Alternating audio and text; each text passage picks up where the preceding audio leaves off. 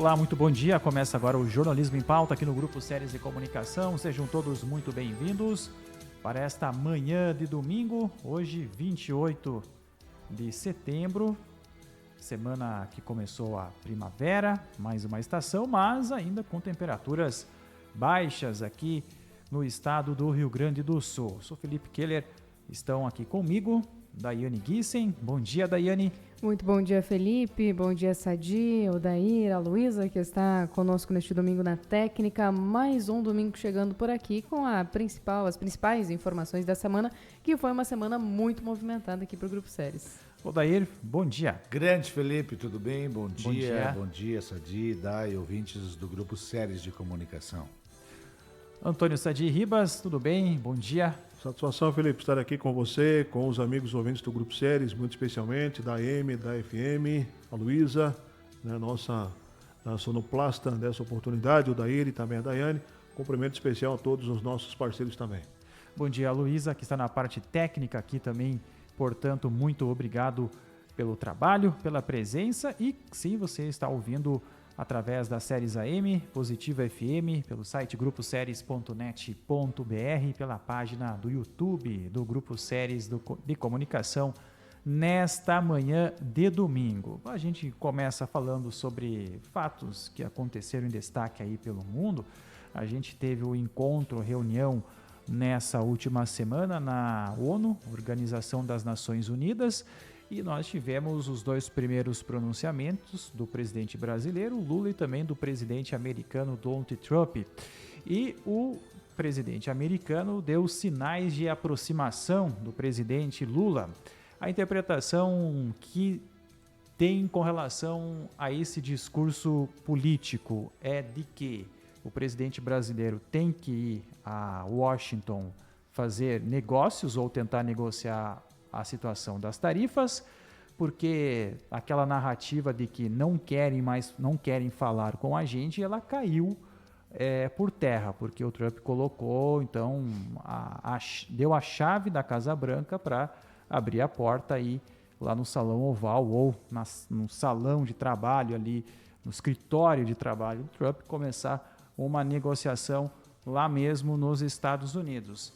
É claro que também a gente tem que fazer algumas ressalvas de que quando o Trump recebe algum chefe de Estado e ele abre as portas para a imprensa, às vezes ele destaca, ele critica, né, o próprio presidente de outro país que está ao lado dele. Foi o caso do Zelensky com relação à Ucrânia, naquela discussão ou até mesmo contradições frente ao presidente francês, o Emmanuel Macron.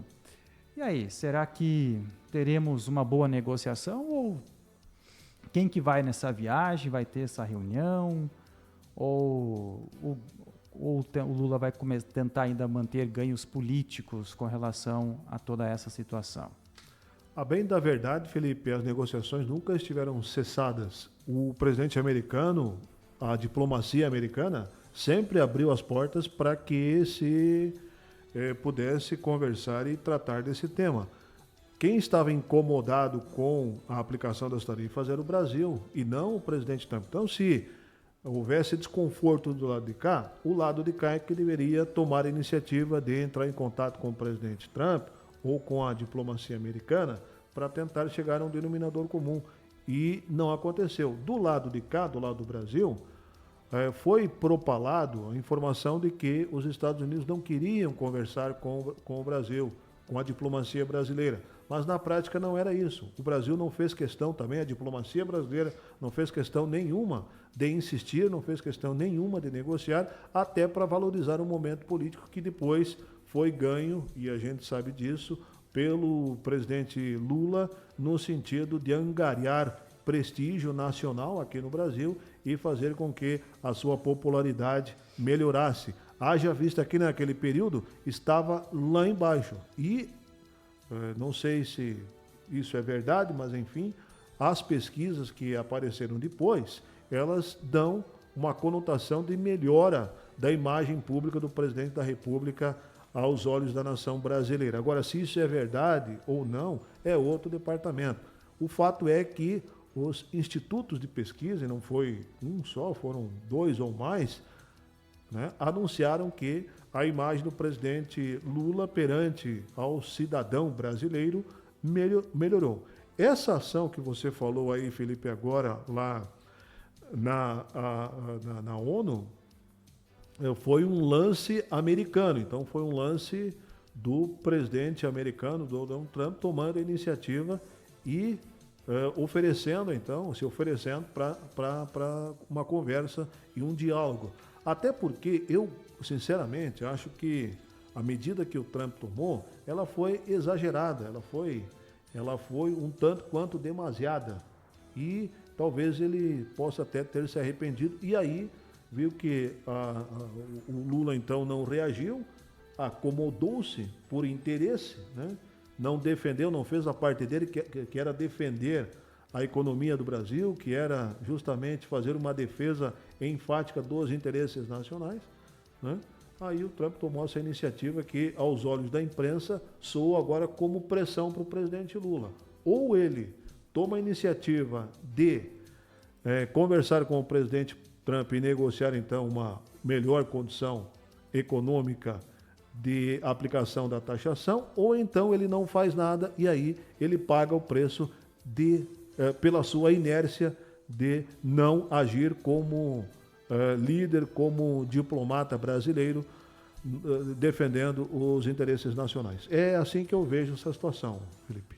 A introdução que o Felipe fez, até acompanhei um pouco o discurso do Trump, mas ele primeiro também criticou o Brasil no contexto político, que algumas perseguições a algumas pessoas, e depois elogiou também, num breve encontro ali de meio minuto, um pouquinho mais, que tiveram uma escadaria num corredor da ONU lá, que aí as portas dos Estados Unidos, né, da Casa Branca, estariam abertas ao governo Lula.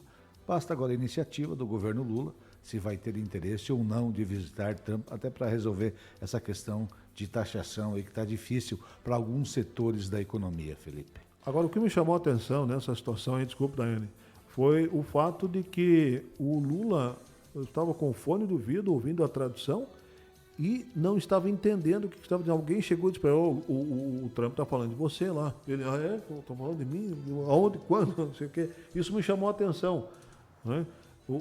Mas um brasileiro que não, um presidente de uma nação que não entende nada, praticamente nada inglês, é complicado, né? Se você depender sempre de um tradutor, de um que esteja ali te dizendo, e mesmo assim, na tradução, ele acabou se passando e foi alertado, acho que foi pelo Celso Amorim até, que estava do lado dele ali, cutucando nas costas dele: o Trump está falando de você lá. E ele: aonde? Isso também aconteceu. Agora, essa é uma semana importante porque a ideia era eles encontrar uma agenda para essa próxima semana e haver esse diálogo aí entre os chefes de Estado com relação a negociações tarifárias contra alguns produtos brasileiros que pagam aí 50% de tributo para exportar aos Estados Unidos, né? Vários produtos, como por exemplo a carne brasileira. Muito bem, vamos ver o que Outro fato, Felipe, que me marcou também nessa audiência da ONU lá foi a manifestação do Netanyahu, primeiro-ministro israelense. Quando ele falou e fez a defesa do Estado de Israel, nenhuma delegação ficou lá no plenário para ouvi-lo. Poucas, meia dúzia de gato pingado, como se diz na gíria, ficou lá para ouvi-lo. E ele fez o discurso dele, né? É uma demonstração de repúdio a essa retirada das delegações. O Brasil se retirou também, é bom que se diga, né? O Brasil estava representado nessa audiência com bandeiras da Palestina. E outro fato que chamou a atenção por parte do Netanyahu também, ele tinha na lapela um botão com um QR Code que nele, quem quisesse acessar, podia ver as atrocidades que foram cometidas pelo Hamas e que motivou toda esta ação que Israel está cometendo até hoje contra esta trupe sanguinária que é o Hamas. É uma situação bastante delicada, né, que continua na faixa de Gaza, mas é outro fato internacional que também chamou a atenção, discursos de vários outros chefes de Estado ou chefe de nações que estiveram na ONU, na Organização das Nações Unidas, sempre tem esse encontro anual e o presidente brasileiro, seja qual ele for, sempre abre sendo o primeiro discurso e depois o presidente americano é a ordem aí na sequência das manifestações políticas. Muito bem, seguimos aqui com fatos nacionais. A gente tem toda a situação política da blindagem. Tem o projeto da blindagem lá em Brasília, né, que vai dar, digamos, vai blindar, digamos, algumas ações dos parlamentares que cometerem digamos, que possam ser investigados pela Polícia Federal ou pelo Ministério Público, por exemplo, ou pelo Tribunal de Contas.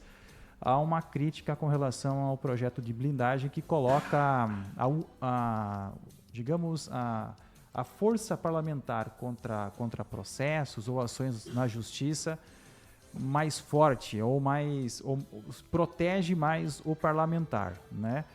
E essa é uma situação que acaba tornando também um assunto político lá em Brasília, que chamou a atenção, que é o projeto aí da blindagem, que diminui a força jurídica sobre ações processuais ou acusatórias ou de investigação contra parlamentares.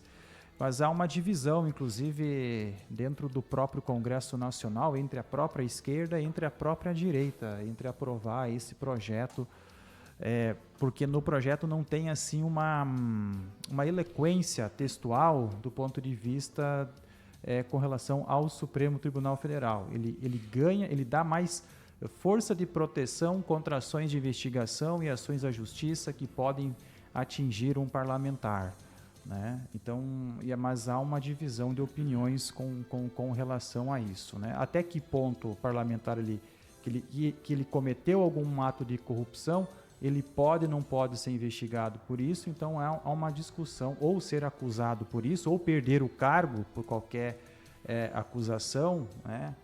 Ou crime, né? E isso é uma situação que acaba bastante chamando a atenção. Por exemplo, tem político de direita que subiu no palanque e falou: olha, sou favorável, mas teve gente do mesmo espectro, de esquerda ou direita, que foi contrário, né? Então é um assunto que mexeu um pouco essa semana do ponto de vista político. Outro assunto que chamou bastante a atenção da Yane Gissen é que o café vai ficar mais caro entre 10% a 15%. Se tivesse um lenço aqui, eu te daria. Tá preocupado com as minhas finanças, Felipe? Não, estou preocupado que tu gosta de café e tu é uma grande consumidora de café, porque segundo a Associação Brasileira da Indústria de Café, em agosto o preço médio do quilo do café tradicional foi de R$ 62,83, mais de R$ 20 a mais do que em agosto do ano passado. O valor deste ano é o maior da série histórica iniciada em 97. O café deve começar a baratear só no ano que vem. O café vai ficar de 10% a 15% mais caro no fim de setembro e o início de outubro, Daiane. Então, por isso que eu estou mencionando você, porque você é uma consumidora de café diariamente, mensalmente. Tem gente que gasta mais com gasolina, tem gente que gasta mais com vinho, tem gente que gasta com objetos para coleção uma boa divisão, né, Felipe? Eu acho que entre o café e o vinho ali fica uma boa divisão para o salário, né? Para a gente se manter bem aí, né? E mantendo a economia. Mas o café realmente subir, ainda mais do que nós já temos o preço do café, tá? Dependendo do café, chega a quase R$70 o quilo, né? Então, temos um valor alto e dependendo do café, passa dos R$100 o quilo. Então... O estoque mundial de café é o menor da história devido às atuais condições climáticas que dificultam o cultivo.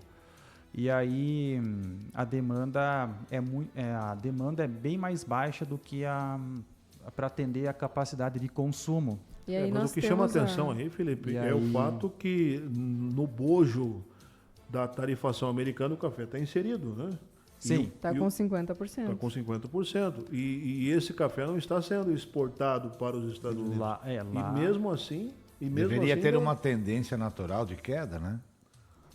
Pois é, exatamente, porque não está sendo exportado, né? E mesmo assim ainda vai ter esse aumento aí que para mim é surpreendente, pelo ponto de vista de que há mais café naturalmente, porque a produção brasileira ela não cessou, ela continuou no mesmo patamar de produção. Mas não é de hoje com já. raras Felipe. exceções, de vez em quando. Não é de hoje, já que o café ele vem numa crescente de preços já desde o início do ano, Expo Direto. Eu me lembro que o pessoal, café tá caro, tá difícil, tá sendo elevado o preço. E numa sala de redação tem que ter um cafezinho, né, Daiane? Qual é a redação que funciona sem café? O Felipe aqui toma umas 4 xícaras de manhã cedo Falou- para dar falou de o... você, né? Pra engrenar Não, mas o é que a dia, Daiane, né? Para ela- dar o ela- start, ele precisa de 4, né? Mas eu tenho que provocar a Não, colega né? para o debate. Mas a associação estima que 97% dos lares brasileiros têm café em casa. Né? É uma coisa que chama a atenção. A exportação de café brasileiro aos Estados Unidos caiu 26% após o tarifaço. O quilo do café passou de R$ 100 nos Estados Unidos em agosto, o maior valor histórico, segundo a Federal Reserve Economic, lá dos Estados Unidos. Eu sei que no Brasil se produz café de todo tipo. A gente está falando do café popular, esse que a gente toma aqui, que não é o mesmo café que é exportado para os Estados Unidos. Os Estados Unidos exportam café de excelência, o gourmet, o arábica, né, que são cafés para exportação, que não é o que nós consumimos aqui, que é o café popular. Esse é o café, por assim dizer, de segunda linha, né? E desse café que tu estás falando aí, né, Felipe? É isso aí. Nas aulas de jornalismo tinha um professor que trazia café para nós. Ele era, acho que foi professor da Daiane também, o Benjamin Balchuk. Ele trazia café. Uma vez ele trouxe Benami Balkachuk. E ele trazia café. Uma vez ele trouxe café da Honduras para a gente experimentar durante a aula. Grande professor. E né, não que as aulas fossem chatas e precisasse de café, as aulas eram boas. Longe disso. Né? Vamos. Até porque, né, referência também para o agronegócio, Benami. Muito bem. O café brasileiro, o Brasil é um dos que mais produz café, mas perdeu para a Colômbia, que produz um café de excepcional qualidade, tipo exportação, quase todo o café da Colômbia. Que foi tarifado pelo Trump e depois a Colômbia foi lá para negociar. Negociou e conseguiu uma tarifa menor. E esse café, o Vietnã também acho que produz bastante café, né? Alguns países da Ásia. Lá Arroz também? Acho que arroz também, né? Arroz também. Arroz também. Mas, e aí, o Brasil está ali no segundo, terceiro maior produtor mundial de café e exportador, né? Mas tem outros países ali que eu não lembro agora de memória. Mas, enfim. Tu não toma muito café, né? Eu não te vejo tomar café na redação. Não, eu não tomo. Nesse dia eu tô na parte do pessoal saudável, né? Saudável. Que não usa esse tipo de Não, mas estimulante. Café, refri. Eu não tomo, né? E diz que no refri tem bastante cafeína, né? Tem bastante. Então, Os de cola tem, né? Os de cola tem bastante. Energético tem bastante cafeína. Mas eu tenho um zumbido no ouvido e desde que eu descobri que esse zumbido no ouvido, ele pode ser agravado por conta da cafeína, eu eliminei o café. Isso faz anos. Não é de agora, viu, Daí? Faz mais de 15 anos. Eu tomo café, mas tomo café Aí passa 20. Uma vez por dia. Aí tu fica 20 anos sem tomar café, aí chega uma pesquisa que tomar café é a melhor coisa do mundo para melhorar a saúde do ouvido, né? É tipo o açúcar, o azeite, a banha. Então a última que eu vi foi essa aí, tô obedecendo a risca aí a recomendação. Muito bem, a gente continua com o jornalismo em pauta, aqui no Grupo Séries de Comunicação, aqui no estado do Rio Grande do Sul, a gente pode trazer eventos já de estaduais, né, com dimensão estadual, não apenas regional, ou sul-americano. No caso, nós tivemos o Congresso Sul-Americano de Agricultura de Precisão, a Sul-América, na terça e na quarta-feira. Neste final de semana está acontecendo a Abeleiro, que também é um evento já estadual, né, reconhecido pelo governo do estado, está no calendário do governo do estado como evento anual. E também a gente teve os leilões dos aeroportos de Passo Fundo, Santo Ângelo, teve cobertura em Passo Fundo essa semana também, que a Daiane esteve lá nesta última semana que passou.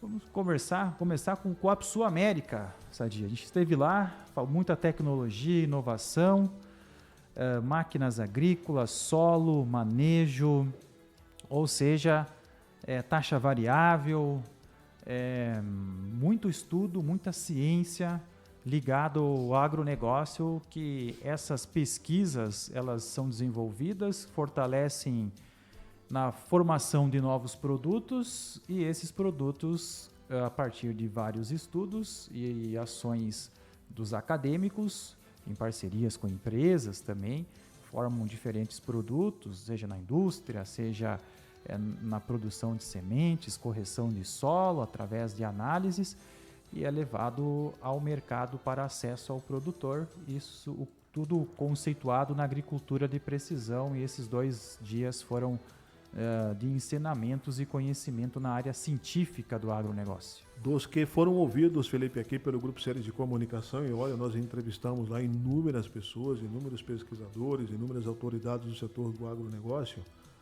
agricultores também e estudantes, todos eles manifestaram a opinião de que esse ano o APSU América virou a chave, ou seja, está consolidada a agricultura de precisão no país, ou pelo menos aqui em Nametoque, capital nacional da agricultura de precisão. Essa agricultura de precisão é hoje uma necessidade, hoje é algo que não tem discussão, é ponto pacífico no que se refere à sua importância para a produção agrícola. O que vai se falar e o que se iniciou então um questionamento, um trato, é a referência que se faz ao solo, à terra. Então, isso é que haveremos de ter nos próximos anos, nos próximos APSU América, é a importância, não que não se tenha essa importância agora, não se falou do que é a conservação do solo, da importância da conservação do solo, mas a ênfase vai ser dada a partir de agora. Por quê? Porque nós temos mudanças climáticas severas, e só com uma proteção do solo, e que isso se deve fazer com intenção e com práticas, com técnicas específicas para isso, porque logo ali adiante a coisa mais rica que nós temos para a produção agrícola é o solo. E eu saí convicto de lá, particularmente falando, aí estou externando a minha opinião com relação a isso, é que haveremos de ter então esse cuidado, essa atenção especial com o solo. Claro que a agricultura de precisão não vai deixar de eventualmente ser falada, ser evidenciada e evoluída dentro da sua realidade, mas o solo como fonte principal, porque sem solo não tem agricultura de precisão, não adianta ter agricultura de precisão. Aliás, a agricultura de precisão está relacionada com o solo, um bom solo, um solo protegido, um solo que vai dar boa prática agrícola e boa produção. A gente vem acompanhando, principalmente as 2 últimas APSUs Américas que nós tivemos aqui na Nametoque, também na penúltima já tratou muito sobre o solo. Até na entrevista que o seu Gilson falou com você, Sadi, ele falou, Nametoque já é capital nacional da agricultura de precisão. Nós temos máquinas muito precisas para o homem do campo, de como semear, o momento certo. Mas, inclusive, agora ele falou que a agricultura de precisão, agora é PR. O que é? É uma agricultura regenerativa, de cuidado com o solo, tratamento do solo. O que é regenerativa? É melhorar, Felipe, a saúde do nosso solo. Por que germina? Não adianta você ter uma máquina de qualidade, um equipamento de qualidade, um trator, uma semeadeira, uma plantadeira, se o teu solo ele é pobre nesse sentido. Então, eu acho que a pauta foi excelente, né, sobre essa regenerativa do solo, que é fundamental para o homem se manter no campo. A gente tivemos ano passado, o Rio Grande do Sul, nossa região, não temos rios, não tivemos alagamentos, mas o solo em si se perdeu muito. Aquela camada que demora, em média, aí de 10 anos, que a gente falou com alguns produtores, essa camada a água levou. E para você produzir de novo essa camada rica de produção, isso demora tempo. Então, tivemos várias chuvas aqui na nossa região. A capacidade do nosso solo, ele está saturado. Então, nós temos que preparar esse solo de novo, e foi um tema muito importante do APSU América.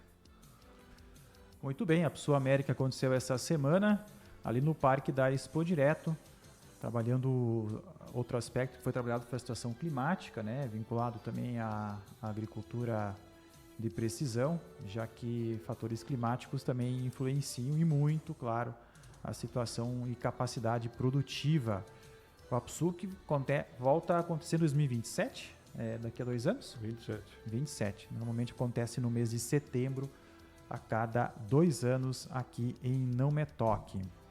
Muito bem, a gente continua aqui pelo estado do Rio Grande do Sul, outro evento que está acontecendo aqui na nossa região, mas claro, é uma pauta aqui do Rio Grande, é o Encontro Abelheiro na sua 3ª edição, que está acontecendo em Carazinho, reunindo expositores, criadores de abelhas, com ou sem ferrão, e claro que o Grupo Séries de Comunicação, desde a sexta-feira, está acompanhando no local, na Capezu, em Carazinho, onde está acontecendo, portanto, este evento na sua 3ª edição. O Sadi estava lá na sexta-feira.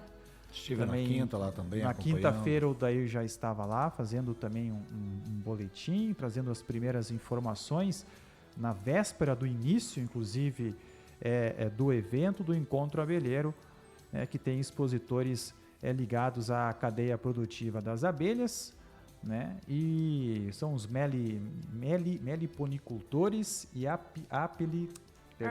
apicultores que estão expondo então a sua produção de mel, né, como agricultores, e também, claro, a criação das abelhas para a produção de mel. E esse é um assunto importante do ponto de vista vinculado à natureza e também para a geração futura de produção de alimentos, que é a presença das abelhas no meio ambiente. Os colegas queriam comentar alguma coisa do abelheiro? Nesse sentido, até vou deixar para Dai falar que na sexta-feira nós promovemos a 3ª edição do Troféu Abelheiro, que homenageia personalidades nesta área tão importante, Dai. A gente teve neste ano 14 categorias homenageados, tanto na área da apicultura como da meliponicultura, né? Os apicultores são os criadores de abelha com ferrão e os meliponicultores das abelhas sem ferrão. Esse ano a gente teve uma gama grande de pesquisadores, tivemos a categoria Legado de Criador, que foi muito especial, porque a gente também homenageou o Felipe Chardon na figura da sua neta, ele que foi um dos pioneiros da apicultura no Rio Grande do Sul e é aqui de Carazinho. Estavam todos muito emocionados por essa homenagem. Já então na 3ª edição, os bisnetos, já a 4ª geração, também trabalhando na apicultura. Então, merecido esse legado realmente passado pela família.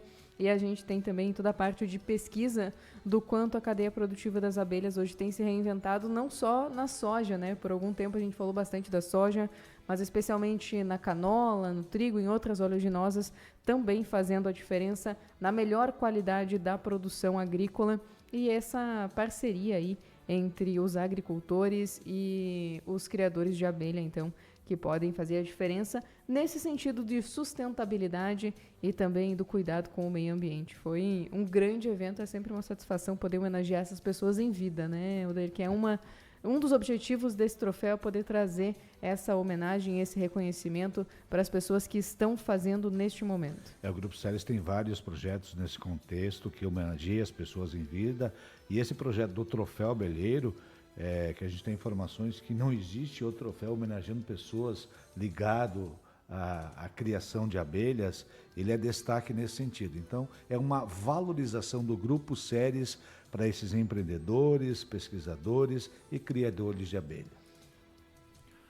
Muito bem, seguimos com o jornalismo em pauta. Outro fato aqui no estado é que a ECB Group vai operar os aeroportos Lauro Cortes em Passo Fundo e CPE Tiaraju em Santo Ângelo, aqui no estado do Rio Grande do Sul, a partir do ano que vem. A holding teve o lance vencedor na última sexta-feira para arrematar a concessão do projeto de parceria público-privada, a PPP. A parceria será com a francesa IDES Engenharia e Consultoria, que é responsável pelo aeroporto Charles de Gaulle, em Paris. A concessão, o Gaulle. Charles de Gaulle. Charles, como é que é? Charles de Gaulle. Ex-presidente francês. Charles de Gaulle, em Paris. A concessão prevê a operação... Obrigado pelo teu francês. Sempre à disposição. Sempre. A concessão prevê a operação, ampliação, manutenção e exploração da infraestrutura aeroportuária por 30 anos. A assinatura do contrato está prevista para o dia 5 de janeiro de 2026. A estrutura aérea, que vai ter melhoras aqui no estado do Rio Grande do Sul. Acho que na década de 60, deixa eu me lembrar agora, acho que na década de 60 e 70 tinha voo de Porto Alegre para Carazinho, aí tinha uma ponte aérea Carazinho-Passo Fundo, e aí Passo Fundo a Santo Ângelo. Era na região oeste do estado. Era uma boa ponte aérea. Assim. Tu viu, né? Carazinho, Passo Fundo, tipo, levanta voo e desce, né? Porque não dá nem tempo de sentir a emoção, já está descendo. Acho que, se não me falha a memória, a Varig fazia essa linha aérea, né? E a gente sempre, claro que se a gente analisar, se pegar, por exemplo, uma viagem de Pelotas a Erechim, é longe, né? De carro, de ônibus, então talvez voando melhora o fator logístico para muitas pessoas, então vai melhorar esse aspecto. É claro que também existe um outro ponto, que é das grandes companhias aéreas querer trabalhar com aeroportos do interior, né?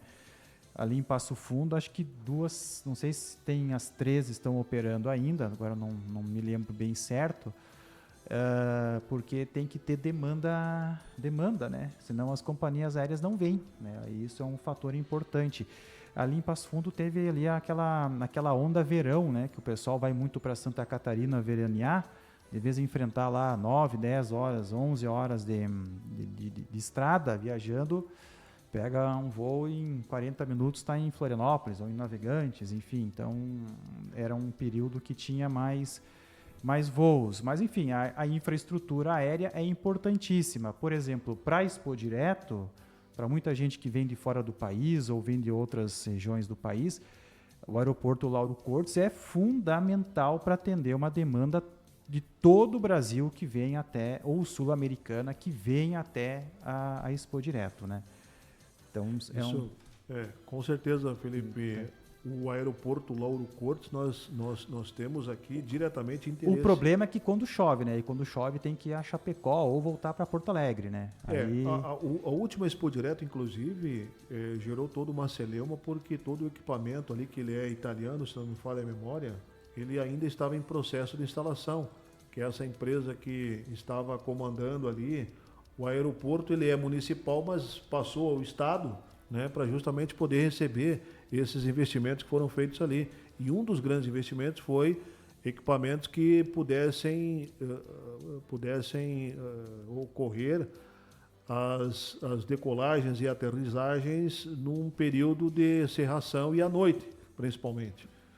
E então, o equipamento é italiano e que está instalado hoje, que favorece bastante essa situação de chegadas e saídas aqui para a nossa Expo Direto, que tem interesse direto, como você referiu. Mas o que vocês comentaram aí antes com relação a isso, não sentir muito do voo e logo ter que aterrissar novamente, por isso que os europeus investem mais em trens bala. Por quê? Porque lá Aqui no Rio Grande do Sul, por exemplo, mesmo sendo um estado grande, que cabe uma Suíça, mais um outro país lá da Europa, né?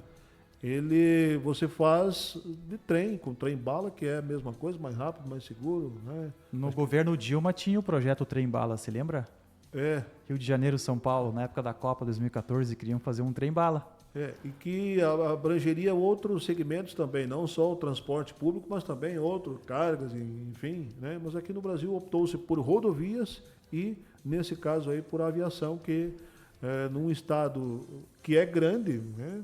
Ainda, mas que poderia, com certeza, se tivéssemos uma malha, um modal ferroviário aí eficiente, com trem bala, poderia atender plenamente essas necessidades aí. Até considero que o concorrente do aeroporto de Passo Fundo não é o Salgado Filho em Porto Alegre, mas é o, por exemplo, de Caxias, que recebe muita gente vindo de outras regiões do país, principalmente pela questão turística. Depois de Porto Alegre, Caxias é o mais importante do interior do estado. Né? Então, Passo Fundo ele tem que estar igual ou melhor aos outros aeroportos do estado que recebem as grandes companhias aéreas, né? E que vêm de outras regiões do país. Mas que bom que haverá investimento, então, por parte da iniciativa privada nestes aeroportos. Também teve um evento muito legal em Passo Fundo, Daiane. Pode trazer para nós mais detalhes na última quinta-feira?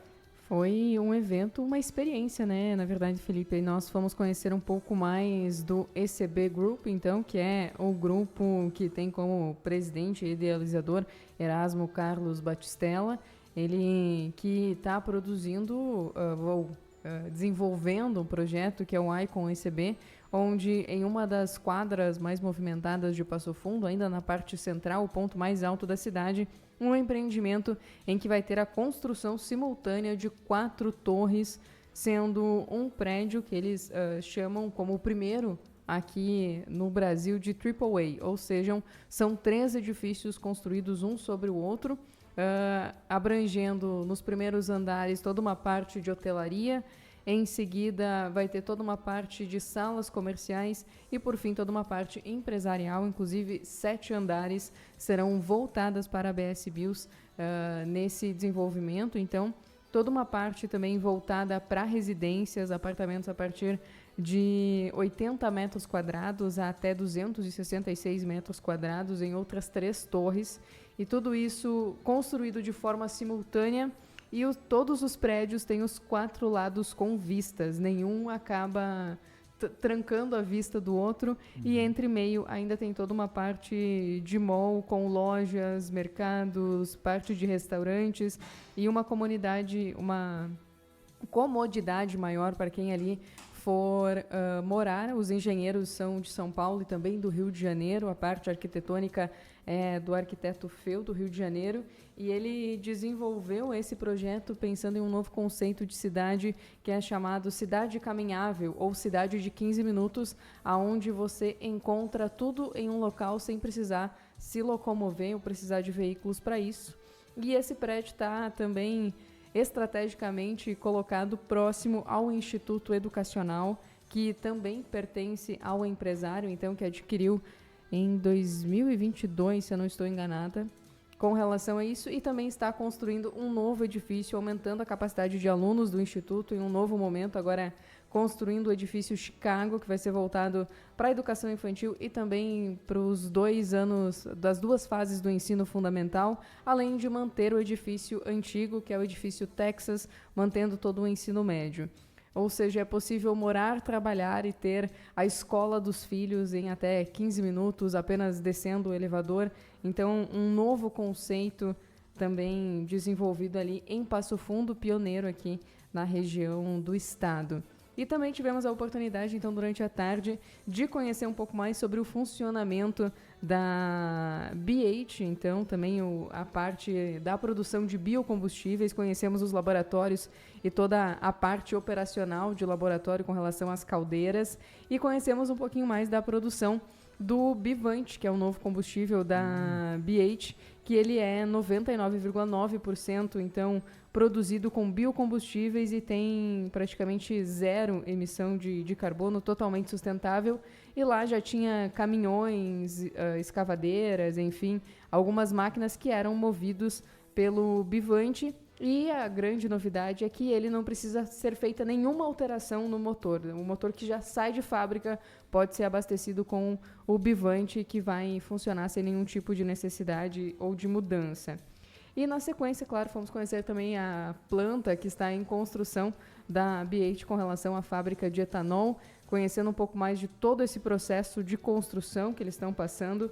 É realmente indescritível toda a qualidade de estrutura. Eles estão já, a previsão é para o ano que vem estar pronto, já estão trabalhando aí há um tempo, sempre valorizando até hoje. Em nenhuma das obras se teve acidente de trabalho, porque é um dos valores dele, de que todos consigam todos os dias voltar para casa sem nenhum tipo de acidente de trabalho.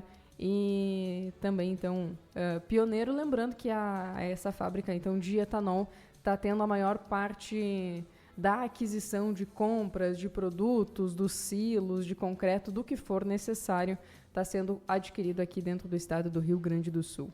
Então, foi um dia de muito conhecimento, conhecer um pouco mais de tudo isso ao qual pertence o EBC Group, e realmente sensacional.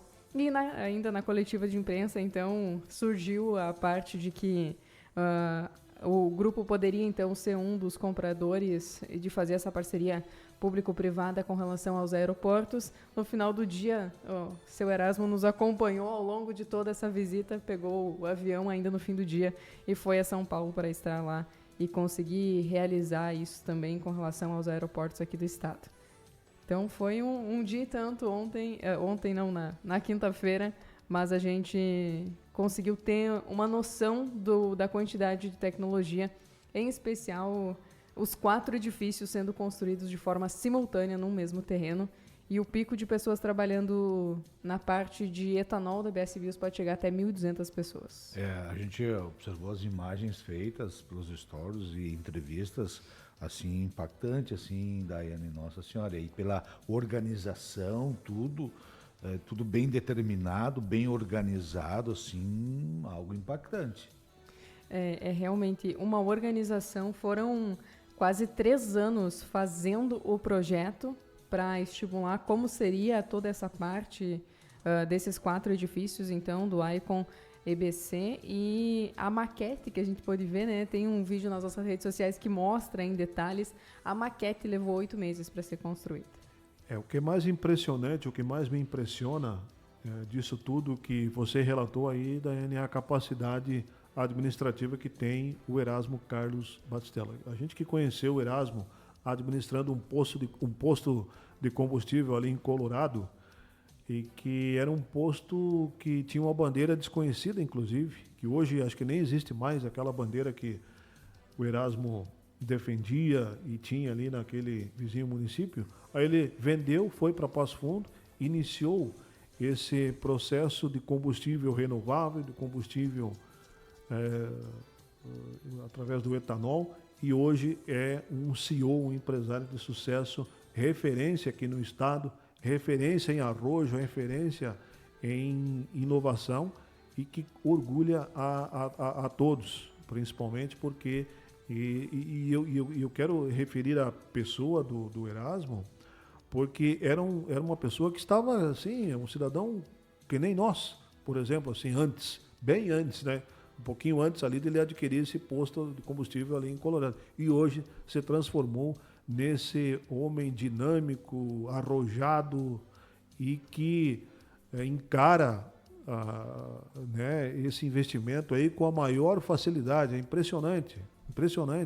O que eu, sinceramente, eu não teria essa capacidade, muitos aqui não teriam. E é um cara que estava ali, né, que só faltava o start, e o start foi dado, e ele hoje é exemplo aí para todo mundo. É realmente uma pessoa sensacional. Não conheci ele pessoalmente, conheci neste evento. E também, para complementar ainda, Felipe, foram tantas notícias. Nesse mesmo evento também foi lançado a construtora e incorporadora, então, que faz parte do grupo EBC, a C8. Então, né, complementando mais o grupo que vai ser a construtora e incorporadora, então também... B8, agora C8. C8, construtora e incorporadora. E aí a gente também teve a curiosidade de perguntar para ele por que a questão do número 8, né? Temos a B8, agora a C8. E ele disse que é com relação à numerologia e o significado no número 8, que traz prosperidade também aos negócios e para a vida. Então, ele tem essa questão também com o número 8 e que está aí nos negócios pela numerologia e também pela questão oriental, que acredita que o número 8 traz prosperidade. Os japoneses têm essa ciência ou esse desenvolvimento de que o número 8 é o número da sorte, né? E o Erasmo, então, resolveu adotar essa numerologia que ela...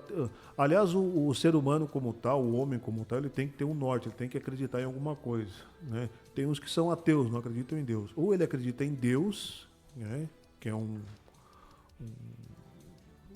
assim, no primeiro momento, você não tem a imagem de Deus, mas ela existe, ela está ali. Ou então você acredita numa numerologia, ou nessa caneta aqui, enfim. Nos astros. Mas, que bom, tem que acreditar em alguma coisa, né? Acreditando em alguma coisa, tendo fé e seguir em frente. Muito bem, chegamos na reta final do Jornalismo em Pauta. A Luísa já apontou aqui, ó, Felipe, 4 minutos, já estamos nos acréscimos. Obrigado, Sadi, um ótimo final de semana. Valeu, Felipe. Grande abraço para ti, para o Dair, para a Daiane, para a Luísa e para os amigos ouvintes aqui do Grupo Séries. Obrigado, Dair. Valeu, hoje nem quis falar do Grenal, Felipe. Semana passada tu falou do Grenal no final. Ah, sim, mas é que era... tá, já se passou uma semana, é verdade. Não, daqui a pouco tem Grêmio e Vitória pelo Campeonato Brasileiro. Tá certo.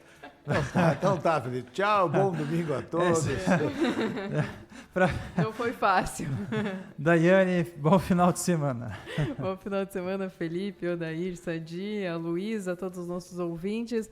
Segunda-feira estamos de volta com a programação normal, trazendo muita informação depois dessa semana. E se alguém perdeu alguma dessas informações, tá tudo também lá nas nossas redes sociais, em especial a Psu América e todo o conhecimento com relação ao Encontro Abelheiro e essa imersão que a gente teve com o grupo EBC. Um ótimo final de semana a todos e até mais. Obrigado, Daiane. Obrigado a Luísa, aí na parte técnica. A gente retorna no próximo domingo com mais um Jornalismo em Pauta, aqui no Grupo Séries de Comunicação. Você que está levantando agora, aqui ouvindo nós no rádio, por exemplo. Daqui a pouco tem música, né, Odair? Tem bandas em festas, já. Isso mesmo, para animar já o domingo. Muito obrigado a todos, até o próximo domingão, aqui com o Jornalismo em Pauta, no Grupo Séries de Comunicação. A todos que estão nos assistindo, aquele tchau tradicional. Obrigado a todos, tchau, tchau.